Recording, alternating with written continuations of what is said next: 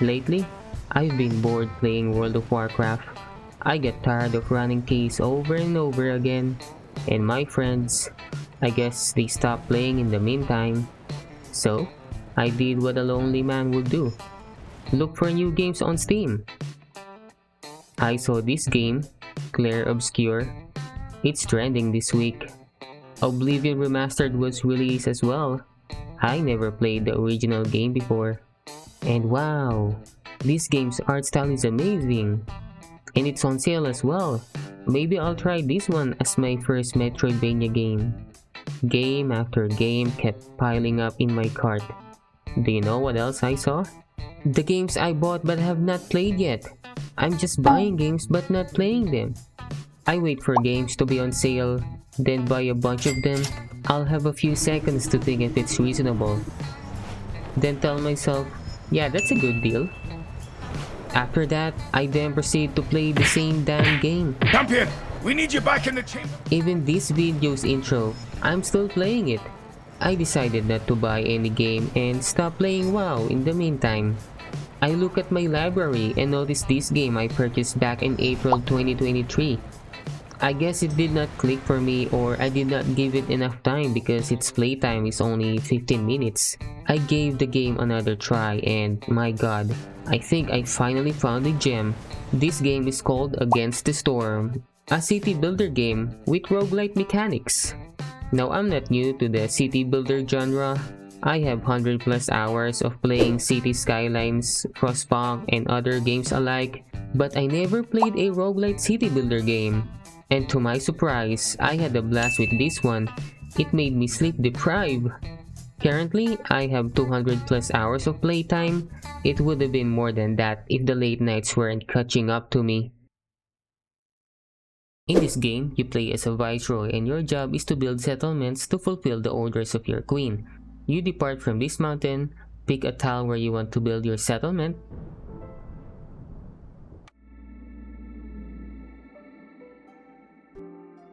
and here's your settlement. You start small and slowly build it. Okay, first we need to build woodcutter camps. Set them to priority. Then click that. Sadly, we only have one beaver. Our wood production will be much slower. Then build some decorations to upgrade our hearth.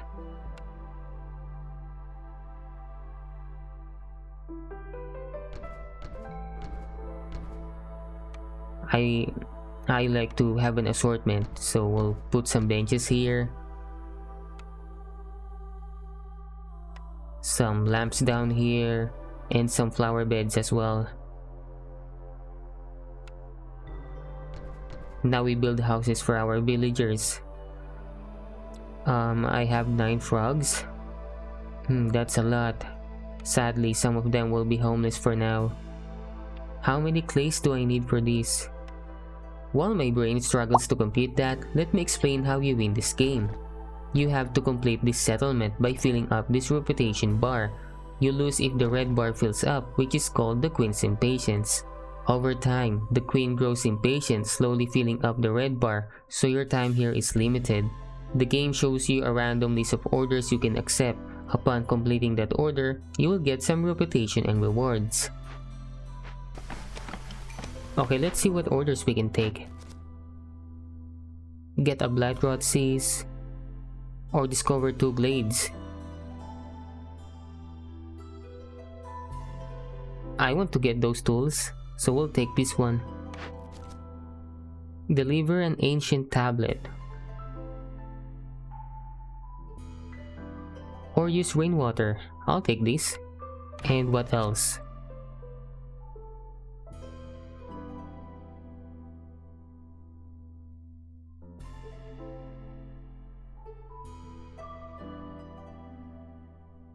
Sell some goods or complete 2 glade events.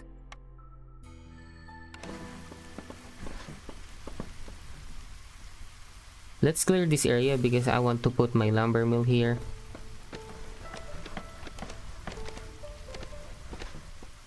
And also my weaver over by this area. I'll favor the lizard right now, that way we can get reputation. Okay, to explain what I did there, I favored my lizard villagers to increase their resolve, but it also decreased the resolve of my beavers and frogs. Resolve refers to the happiness of your villagers. If their portrait is blue, they are very happy and will contribute to your reputation. Green means they are still happy, but you won't gain any reputation. If it's red, they are unhappy and will leave your settlement after a while. Keep in mind, every time a villager leaves, the queen's impatience will grow. To increase your villagers' resolve, you need to fulfill their needs, which can be very demanding. Currently, there are 6 species of villagers. Each species has its strengths and weaknesses. They also have a set of things they need, such as food, clothes, and services.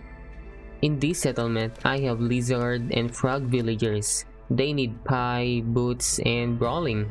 This means managing them will be easy, right? Well, not yet. You see, what makes this game fun and or frustrating is its roguelite elements. At the start, the game will give you 3 reputation bonus. Each reputation bonus shows you 4 random blueprints. These are buildings that you can unlock for this settlement, and you can only choose one. Currently, none of the blueprints I chose can cook my villagers' favorite food. They can eat any food, but it won't increase their resolve. There's no need to worry as we can get more blueprints later on. Okay, I'll build my lumber mill here.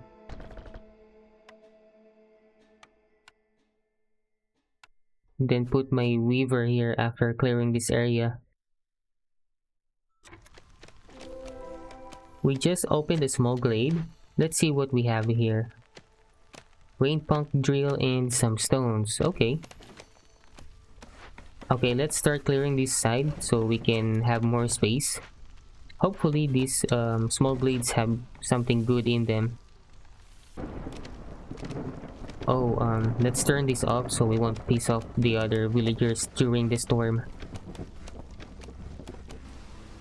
Oh boy, people are not happy. Let's light this up.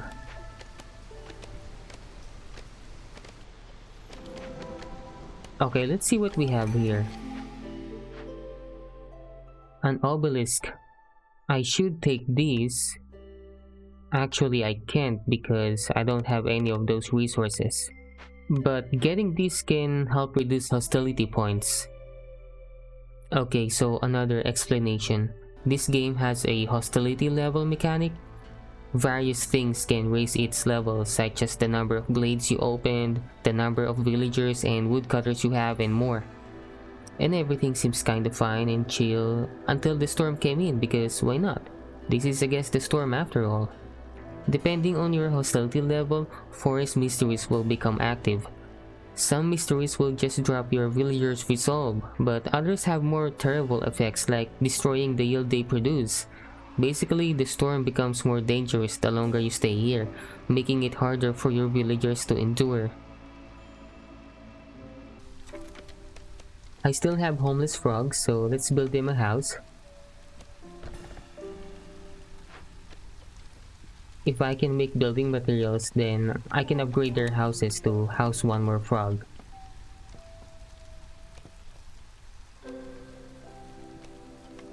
Okay, let's use the copper ore for that.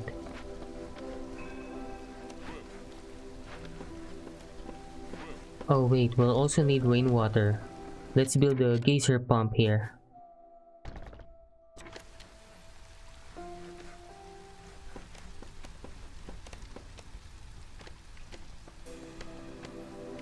I'll leave these orders for now. I'll complete them once I'm panicking over the queen's impatience.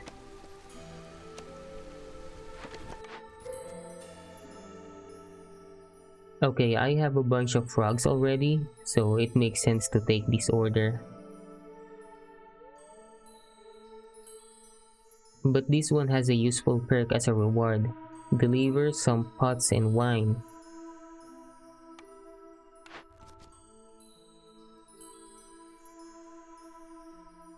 This one is easy to complete, and it rewards us with some incense. We can use that to get the obelisk that we saw earlier.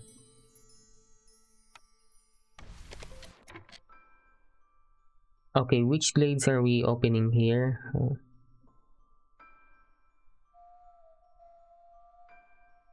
Okay, let's open these glades here and move these houses.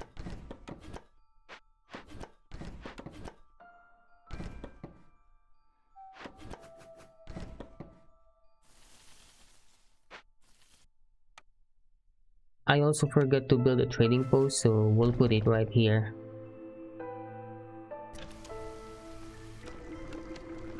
Currently, my settlement is doing fine, but if I want it to thrive, I need to start taking care of my villagers, and the first step is to build their preferred houses and upgrade them. I noticed that the trader is selling copper ore, so I bought all of it to turn it into building materials to upgrade my villagers' houses. I got lucky as one of the small glades I opened has some roots and eggs in it. It will serve as a raw food for my villagers in the meantime. Not long after that, I decided to just complete the 2 orders I left. Luckily, the grill and the pantry blueprints were offered to me. This is a big progress as I can now make complex food from the raw foods I gathered. This will make my villagers happier. After thinking for some time, I changed my mind to just tear down the obelisk instead. Doing this will give me the crystallized dew, which I can then use to make pipes. I will then use these pipes to make rainwater flow into my buildings, increasing the resolve and production of villagers working in them. Now, one thing to note when using rainwater for your buildings is that it causes corruption to your settlement. During the storm, these things will spawn and latch themselves to your buildings. They will start to corrupt your hearth and getting some of your villagers killed in the process. So, it is important to build a blight post to fight off the corruption. The game also has this cornerstone. It's your random upgrades for roguelike games. In other games, you're upgrading your character. In this game, it's your settlement. I also opened my first dangerous glade in this settlement, and let me tell you, they can be very challenging. Glades may have something you can interact with that will grant you reputation and resources to gather. Opening a smaller glade poses no threat that will surprise you. Dangerous and forbidden glades, however, they can mess you up. Upon opening a glade, a timed event will start. You need to spend resources to complete this event. Otherwise, you'll face its consequences. For example, this Hungry Mistworm event. Failing to complete it in time will destroy all your stored food instantly. This is very bad because your villagers can die from starvation, and if they do, it will raise your queen's impatience. If you choose the chase it away option, your food will disappear slowly until your villagers are done. Alternatively, you can feed it. But the downside is that the heavy fog effect is active while being worked on. It disables the unique icon that warns you if the glade is dangerous or forbidden. Here's an example of failing to complete an event in time and facing its consequences.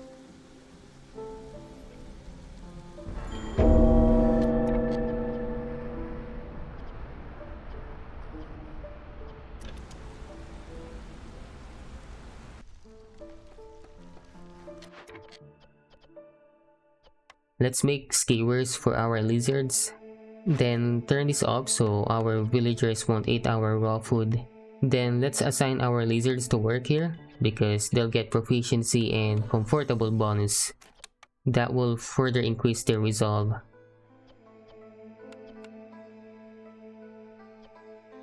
I'll take cooperage. Is that how you pronounce that? I need that just in case I want to make coats for my beavers.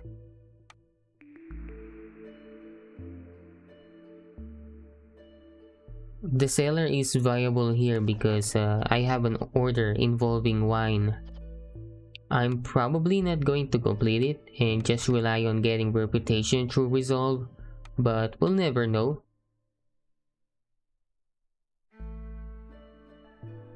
Okay, what's the deal with this tree? We can heal it or cut it down, but getting wood is much slower.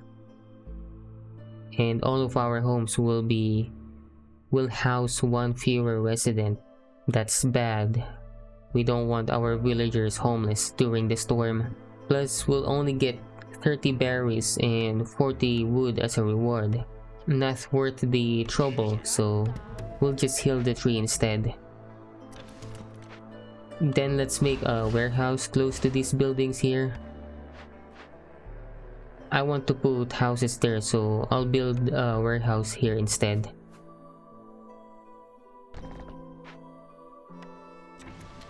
You know what?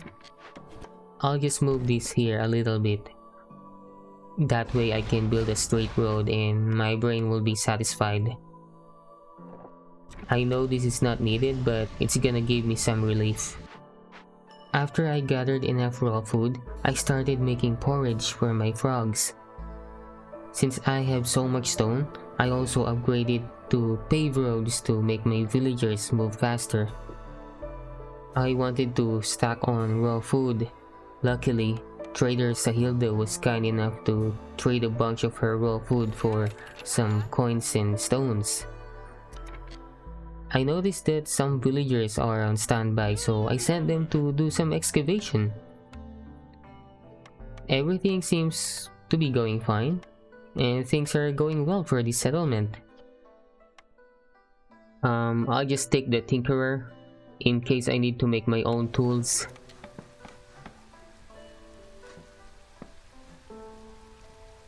Let's remove this warehouse and put the Tinkerer right here. Okay, we're on the second stage of excavating this thing.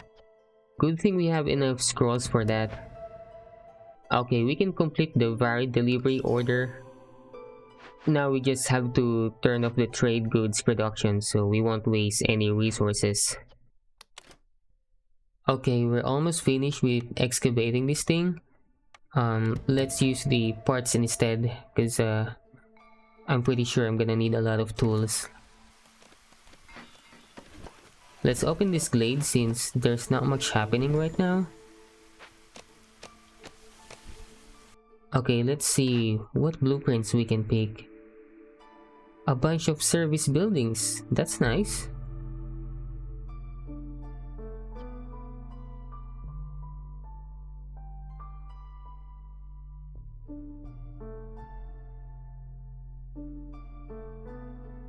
What does the forum do?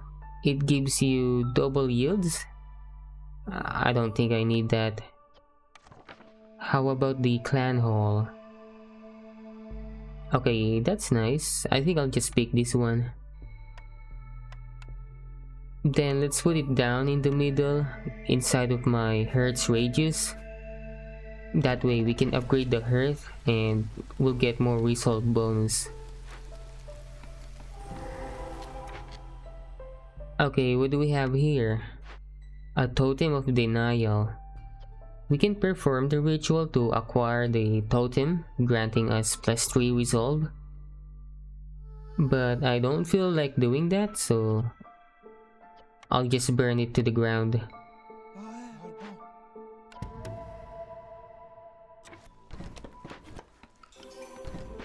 We just got 2 points of reputation. That's probably from the thing we've been trying to excavate. We're almost done here, so I'll just pick whatever. We can probably finish this by sending this cache to the citadel. We can also just wait it out, earning reputation from our lizard's resolve. And this is the thing we excavated. A sea serpent.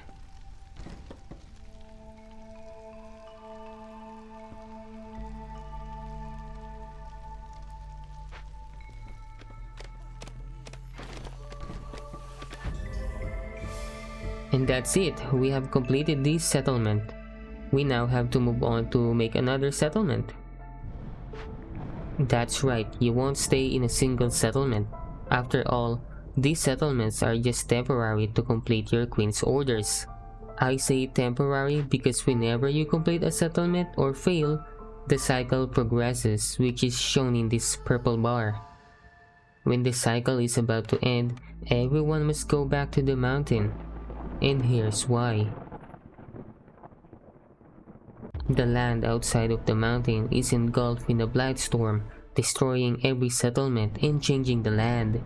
That beautiful temple you built, it's gone. That tavern you used to hang out after your shift, also gone. Not everything is gone though. Every time you complete a settlement or end the cycle, you get resources you can spend on upgrades.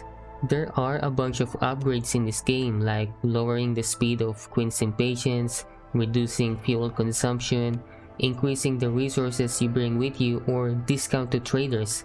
These upgrades will help you with your future settlements. Now what really hooked me up with this game is its roguelike elements. Sure, it can be frustrating when you're stuck with the species you don't want or not getting the blueprints you need, but it feels satisfying when you make it work. This game wants you to adapt and overcome challenges with what you have. There are different ways to build your settlement. For example, I like picking these cornerstones, which increases my mushroom production. Mushrooms are raw food and can be turned into complex food. With the mushroom seedlings, it allows you to plant mushrooms on your farm. Pair that with a biscuit diet, which causes your farmers to double their yield when they have a biscuit. And if your farmers are humans, which likes biscuits and are proficient with farming, that's even better. You'll produce a bunch of mushrooms in no time. Over by the world map, you'll find modifiers that will slightly change how you play the game. For example, this ritual site modifier disables the orders, which means you have to gain reputation in other ways. There are also world events you can interact with, like this lore master. If you help him, he will give you extra resources. There's this caravan where you can recruit villagers or buy some grain. The art style is really beautiful as well. I don't know how to explain it, but there's this feeling of mystery that flows through it. But maybe I'm just being exaggerated too much. Anyway, because of that, it makes me want to know more about the lore in this game. Like, what happened to this viceroy? Or this creepy looking guy, what's his story? I have 200 plus hours in this game, and so far, I don't see any story to follow. Talking to Aunt Lori in my home is the only way I can learn more about the lore of this world, which seems to be lacking. I wish there were more story in this game.